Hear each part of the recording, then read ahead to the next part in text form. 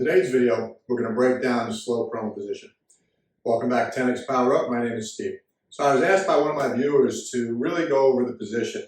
He's saying that he shoots well in the reduced courses, and when he gets to 600 yards, he kind of loses a little bit. So I'm not quite sure the problems that the viewer is experiencing, so I'm going to take a guess, and I'm going to do the best I can to answer those questions. All right, so right here I'm dry firing in the backyard, and you have a front view of the position. You can see how I'm pretty much straight. My body's not angling on a 45 or anything. I've never had any success with that, so I kind of keep my body straight. And you'll see that when I'm looking through the scope, right now I'm getting my position, my whole body really isn't moving, as you'll see later in this video. And when I shoulder the rifle, you see I walked with my right hand, I walked my shoulder forward, which squares it to the firing line, and I'm in line with the target, okay? Now I can see through that scope with my left eye for mirage. All right, so I'm not overly concerned with taking a little bit too much time because I can spot the mirage while I'm in position. And if I don't like what I see, I can also spot the flag with my right eye before I pull the trigger.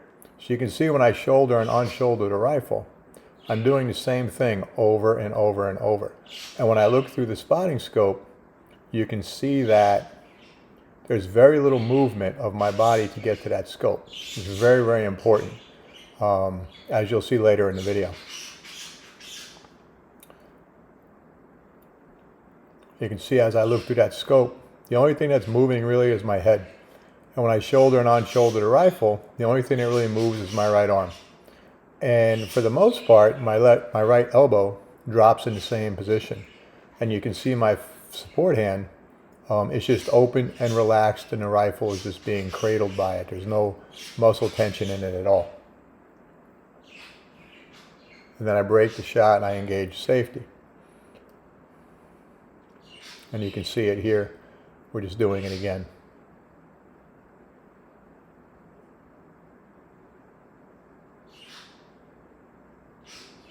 All right, so now you can see that the scope is further away. And you can see how much movement I have to the left. I have to actually roll over to see the scope. And it's really going to move your position if that's the kind of scope position that you have. All right, so now I go back into position. All right, and you can see the distance away. I can't even look through the scope with my left eye. So that can create a problem for you if you don't have the scope in the right position. You can see the distance I have to travel to get to it and how my body moves. So now what I'm going to do is I'm focusing in on my hand position. And I have a very high grip, okay? And you can see how I grabbed the inside of the grip and wrapped my hand around it. And I do this so my palm is on the back of the grip and it anchors my hand. And you'll see that the only thing that's really moving is my trigger finger. My hand isn't moving, as you'll see later in this video. I have a high trigger pull, what I call it. And I squeeze straight to the back and follow through. Now, because I'm dry firing, I hold the trigger back a little bit more. Now you can see here, with a lower grip, when I'm squeezing the trigger, you can see how my hand, my knuckle was actually moving compared to what you just saw. And this is it from a little further view. Okay. You can see that when I squeeze that trigger, the only thing that's really moving is my trigger finger. My hand isn't moving, my knuckle's not moving, so I have a solid anchor or leverage, if you will, to break that shot consistently. Okay. So now we're on the other side of the gun. You can really see the follow through here. So as I take up the first stage, I continue with about 70-80% pressure, break the shot, follow through, and then I release and engage the safety again. That's just a habit I've gotten into. All right, so you can see how I grab that grip and I really mount my hand on that rifle, on that pistol grip. And then I take up the first stage and then second stage, and I follow through.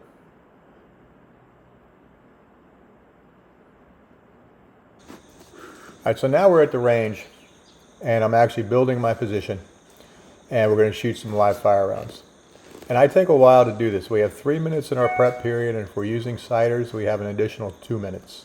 So you have 5 minutes to build your position, get your scope in the proper place, See, I'm adjusting my elbow. I'm pushing it out a little bit. I found that if I invert too much, elbow inside, then I tend to lean to the left a little bit. So now I'm just taking my time, breathing, moving my body around, getting the position that I want from my natural point of aim and my visual acuity through my scope. And you can see how many times I'm shouldering and unshouldering the rifle before I even squeeze the trigger. When I'm building my position and acquiring my natural point of aim, pulling the trigger is not important to me. So you can just see how many times I do this. And by doing that, it's actually stretching me out a little bit, stretching my coat out a little bit. I'm relaxing into position. And you can see once I find my position, I'm not moving my right leg. I'm not moving my left foot at all or leg. The only thing that's really moving is the right side of my body, my shoulder and right hand, when I have to shoulder and unshoulder the rifle or put ammunition in there. So now I'm going to dry fire a shot because I like what I see, and I take my time. At Perry this year, the third day of the 2400, I got out of position several times to get the proper position, the proper place on the firing line that I wanted to be on, so I was very comfortable. We have 22 minutes in slow prone to shoot, so I'm not concerned with time.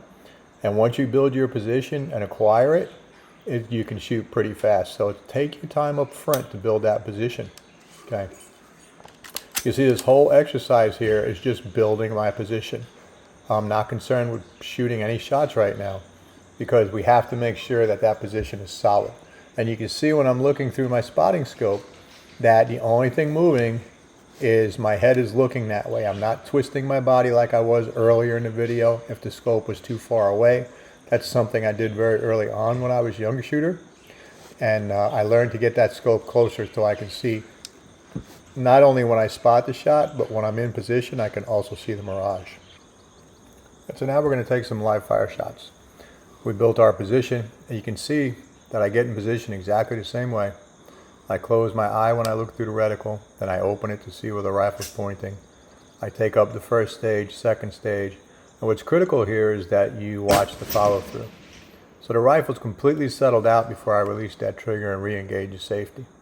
Then I look through the scope, I'm not moving my body at all, and then you can also see that my data book is positioned in such a way that the only thing moving is my right hand. So I can load, record my data book, look through my scope, and the only thing that really is moving is my right shoulder, arm, and hand to do whatever is necessary. And I re-shoulder the rifle exactly the same way. I walk my shoulder forward as I explained earlier. I grab the grip, I engage the trigger, and then I disengage the safety. You see my eye is closed, and then I open my eye and I see what I'm pointing at. If I like what I see, then I apply constant pressure to that trigger through first and second stage, and I follow through all the way to the rear until the muzzle settles out. Now, we're not running pits. Generally, I'll keep my finger on that trigger till the target goes down. If we're using electronic targets, I position the monitor in such a way that I can, out of my peripheral, I can see the impact without looking at the monitor, and then that's when I'll release the trigger for follow through. And you can see through this entire process that I'm following and repeating the same method over and over and over. Same shot process. My left hand is just nothing more than a cradle. It's supporting the rifle. All my movement is on the right side.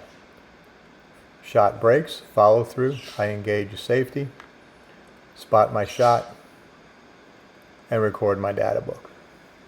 So I found for me, all of these things being very regimented and consistent has helped my prone dramatically. As I said earlier in the opening, I'm not quite sure the viewer's issues that he's having, so I'm trying to touch base on a lot of issues.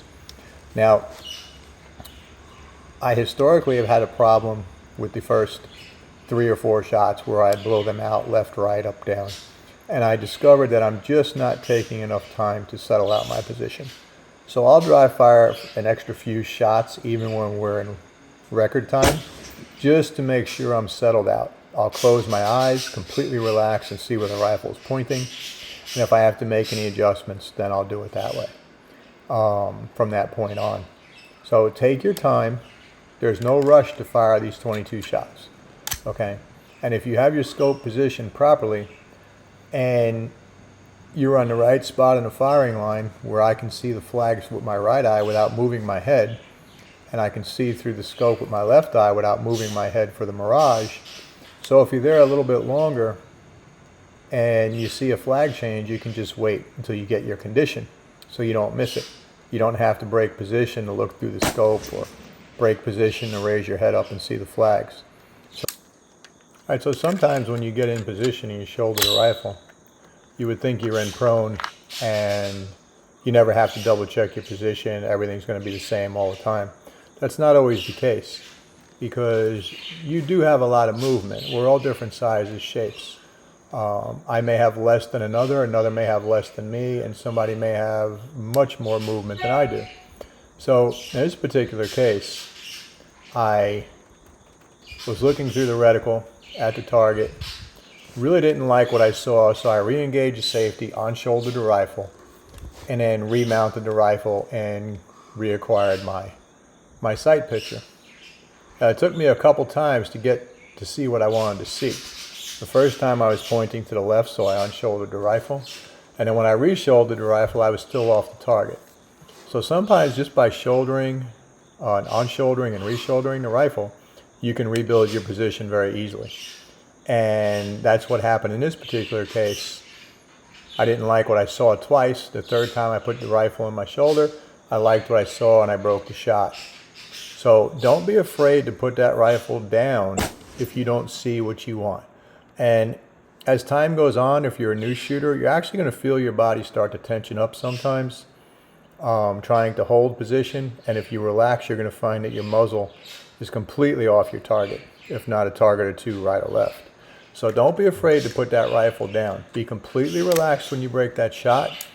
When you're looking through the reticle, close your eyes, relax, exhale. Open your eyes and see what you're pointing at. That's how you're going to find out and double check your natural point of aim all the time. And don't be afraid to drop that rifle out of your shoulder and re-shoulder as many times as necessary.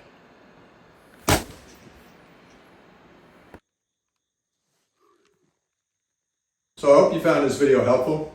If you like the information I'm presenting to you, give me a thumbs up, share with your friends, like and subscribe. Thanks for watching 10X Power Up. Have a great day and hope to see you on the range.